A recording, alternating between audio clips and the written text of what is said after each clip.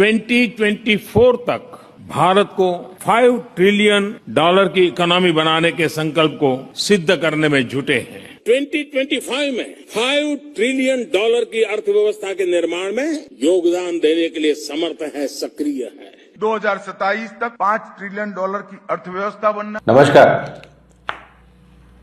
ये जो हमारे प्रधान सेवक जी हैं, इनसे बहुत कुछ सीखने जैसा है।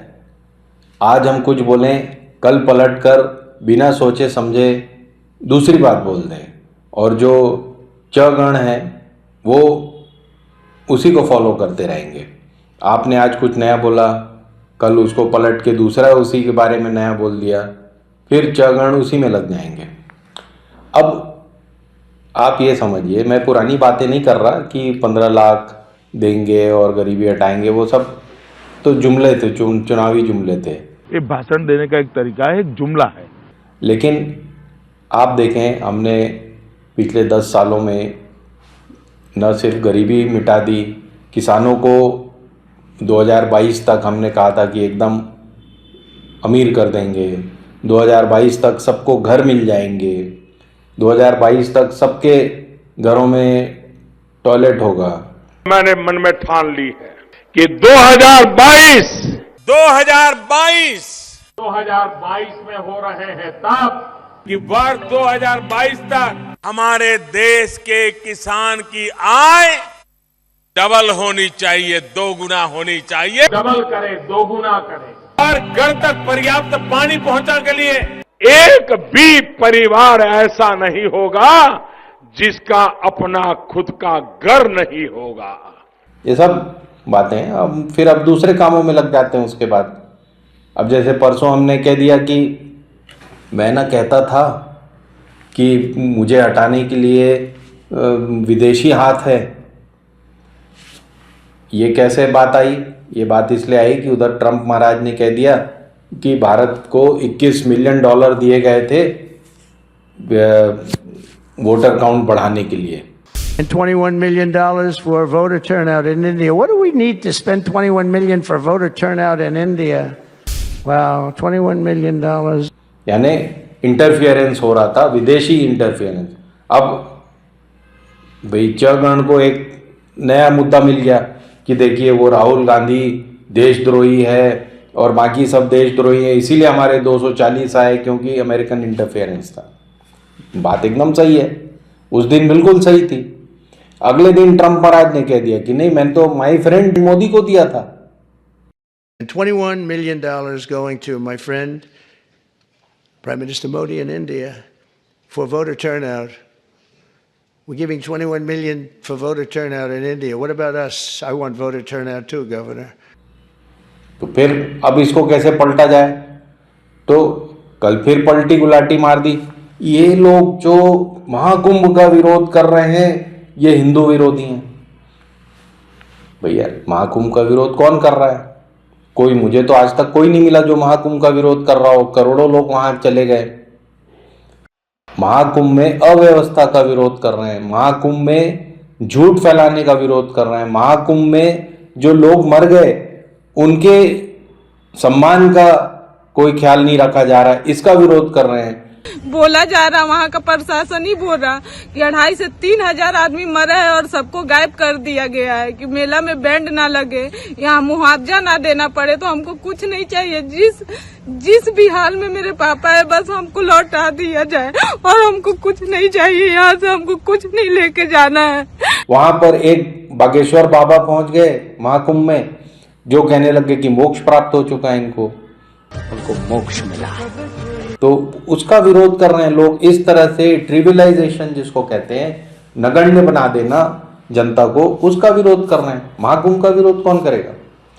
इसीलिए मेरा कहना है कि हिंदू एक कभी भी नहीं हो सकता।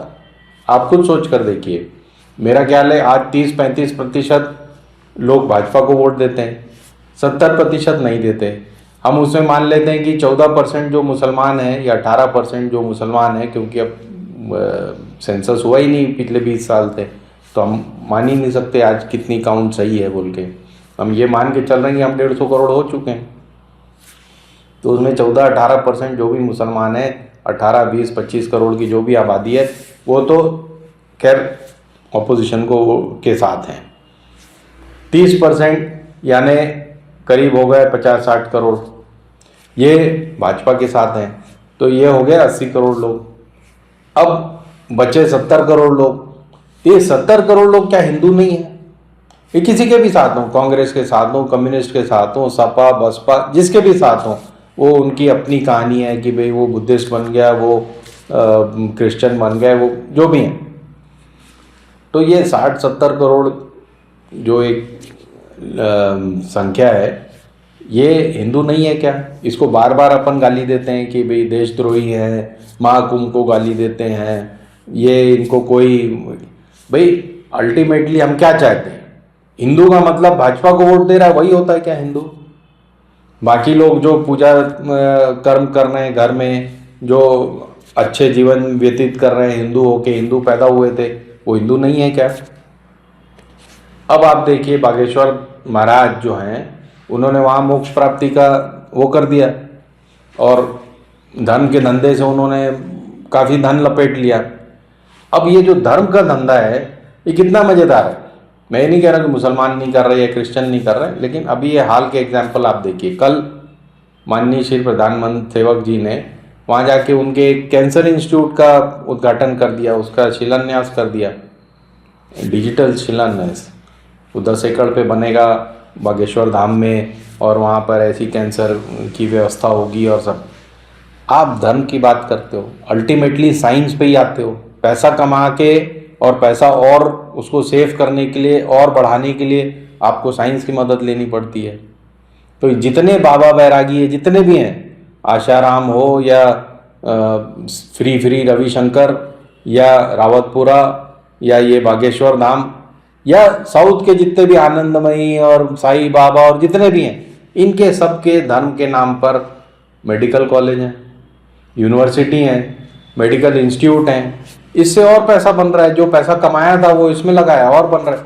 अरे भाई सीधे सीधे मेडिकल और साइंस की बात क्यों नहीं करते अपने लेक्चर्स में? क्यों नहीं कहते कि इनमें से ही आपका भला होगा? वहाँ धर्म की छतरी और काम पैसा बनाने का काम साइंस है। तो अभी अभी नया रायपुर में फ्री रविशंकर को 40 एकड़ ज़मीन मिली है यूनिवर्सिटी खोलने के लिए। बिल्कुल मतलब कहने के लिए जो एक हम प्राइस ले रहे हैं वैसा आप तो आ रहे हो, यही बहुत बड़ा काम है भाई। फ्री रविशंकर हमारे प्रदेश में आ रहे हैं, यही जनता सोचकर खुश है और यही गवर्नमेंट सोच करके खुश है। उनको क्या मिलना है? वो जो उन्होंने कमाई की थी वो वहाँ सेटल करेंगे उसमें यूनिवर्सिटी में। अच्छा, मज़े की बात क्या है, इन पर कोई इनकम टैक्स नहीं है। आपने एक धार्मिक संस्थान बना लिया, एक ट्रस्ट बना ली, एक फाउंडेशन बना लिया, उस पर कोई टैक्स नहीं है। धर्म के काम पे नो टैक्स। तो ये धर्म का काम कर रहे हैं इन लोग। धर्म के काम के बाद क्या करते हैं? यही मेडिकल कॉलेज, यही मेडिकल इंस्टीट्यूट, कैंसर रिसर्च, ये दुनिया भर के। भाई इनसे जनता का क्या लाभ हो रहा है वो तो एक अलग बात है, आपका क्या लाभ हो रहा है वो भी तो बताओ। लेकिन हमारे राजनेता भी, हमारे लोकल नेता भी, ये सारे इसको सपोर्ट करते हैं क्योंकि उन धार्मिक पुरुषों के, बाबाओं के अनुयायी हैं, उनसे वो अलग नहीं होना चाहते। तो इस बात को कौन उजागर करेगा? भाई आज की तारीख में आप देखिए एक मेडिकल कॉलेज खुला है, वो भी रावतपुरा सरकार का है। दूसरा यूनिवर्सिटी खुल रही है, ये भी फ्री रविशंकर की है। और जितने भी धार्मिक अनुष्ठान आप देखेंगे यहाँ पे लोगों ने राधा स्वामी समाज बना रखा है। ये इनका हर दूसरे तीसरे महीने एक जुलूस निकलते रहता है आसाराम बापू का। इनकी कितनी बड़ी बड़ी प्रॉपर्टीज़ हैं रायपुर के अंदर, भोपाल के अंदर, अहमदाबाद के अंदर। इसका कौन माई बाप है? इस पर कोई टैक्स नहीं है। इस पर क्या धनोपार्जन हो रहा है, इस पर भी कोई टैक्स नहीं है। तो किसानों पे टैक्स लगाओ, इस पे बड़ी चर्चा होती है। 12 लाख पे हमने रिबेट दे दिया, इस पे बड़ी चर्चा होती है। वो एक माननीय श्री अनुराग ठाकुर हैं जिनको कि इस बार कैबिनेट मंत्री नहीं बनाया गया, तो वो एक पोस्टर लेके खड़े रहते हैं, 12 लाख ऐसे दिखा रहे हैं। ऑपोजिशन को, उसे क्या मिलना है? मैं तो पहले ही कह रहा हूं कि इनकम टैक्स बंद करें, लेकिन बाबा बैरागियों पे टैक्स लगाएं, ये धर्म इंस्टीट्यूट पे जो जितने भी फाउंडेशन और इन पे टैक्स लगाए जाएं। जो आप बोल रहे हो और हर दिन एक गुलाटी मार के कुछ और बोलने शुरू कर देते हो, उस पे लगाम लगाएं। धन्यवाद। हिंदुस्तान जिंदाबाद।